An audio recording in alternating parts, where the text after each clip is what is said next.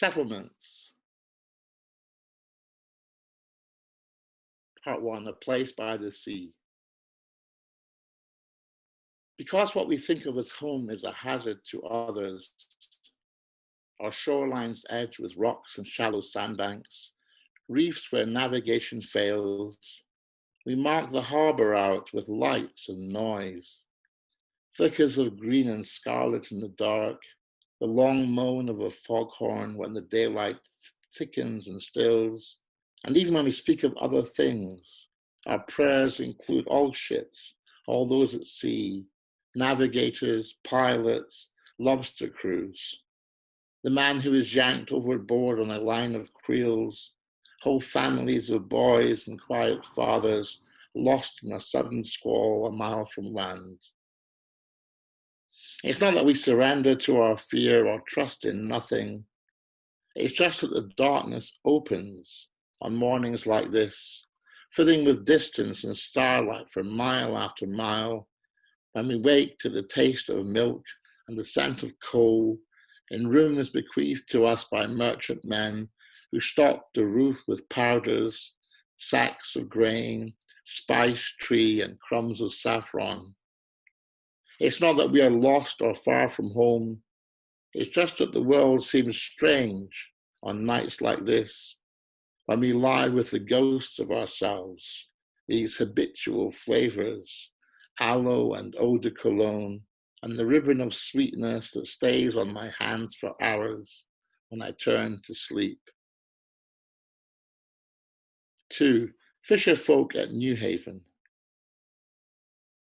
Mending their nets or standing in their dim smokehouses, hearing the water slap against the wood face of the dock, and thinking of nights at sea, of a spilt quiver of brindled fish on the slur of the deck, of calling back and forth through lantern light for uncles and second cousins to come and look, the fruits of the ocean tarred with a difficult blue, as they haul them in, siren faces poised as if to speak, but silent, like the wives they leave behind for weeks and months, beguiled by the wounded skins they bring in from the dark, the slatted crates dripping with salt and copper, and the pale shimmer of phosphorescence, like the chill that grows between their hands on chapel days. 3. Well. Can you hear the cows? Is that okay? Okay. Well, there's more to it than I thought. More than the house or our still bed when no one is here, the book you have left face down on the kitchen table, the tangle of hair in the brush, the litter of clothes. There's more to the making of home than I ever expected. A process of excavation, of finding something in myself to set against the chill of the other, the echo you do not hear when I stop to listen, the stranger who wakes in the dark from a fetid dream of ditches and milt, and how we go on digging when it seems there's nothing else to find, or nothing more than ghosts and unanswered prayers. It's part of it, and not the better part we hope for. It's the old need keeps us strong.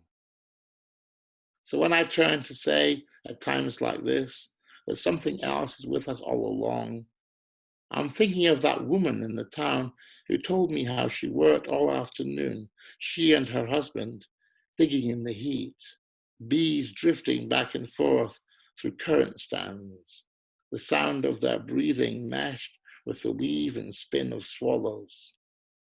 How after an hour, they struck on an unexpected flagstone of granite and lifted the lid on a coal-black circle of fresh spring water under the stone, leaning in hard for the earth smell of last year's fruit, and sweetness, surprising as rain, or bittern calls, rising like a slow, unfurling shoot of asphodel.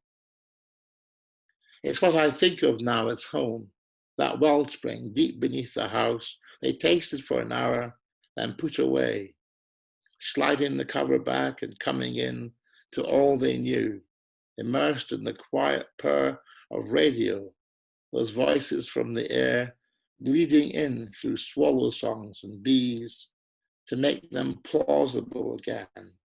For they had touched what turns to black, the sifted heat of matter. What we know of houses. Sunday, we are driving to the woods to find the hidden origin of rain. A shallow basin carved into the rock where Pictish chiefs assembled with their kin to reinvent the world, or so we say, though no one knows for sure who gathered here or why. I like to think of them on days like this, perched on a shelf of rock beneath the trees, watching their children, thinking of their stock, and stepping out to sacrifice or blessing. As we have stood together in the shade, made awkward by the quiet of the place, a darkness that continues while the sun brightens the fields and gardens fill with light in market towns or tidy golf hotels above the sea.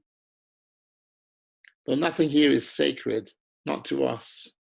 Even the pool of water stopped with leaves, the carvings in the rock, the standing stone are set apart. And nothing we can touch or say will bring us closer to the spirit of the place.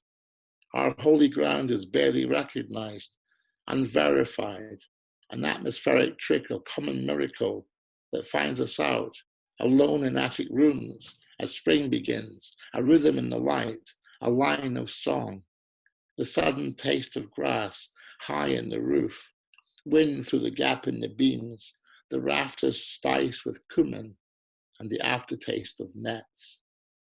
And all along the road where dry stone walls have toppled and the steady gorse digs in, embers of perfume sealed in a crown of thorns. Unseasonable, stubborn, every day, it's bright as the notion of home, not something held or given, but the painful gravity that comes with being settled on the earth, redeemable, inventive, inexact, and capable of holding what we love in common, making good with work and celebration, charged to go out unprepared into the world and take our place for granted every time we drive back through the slowly dimming fields to quiet rooms and prayers that stay unanswered.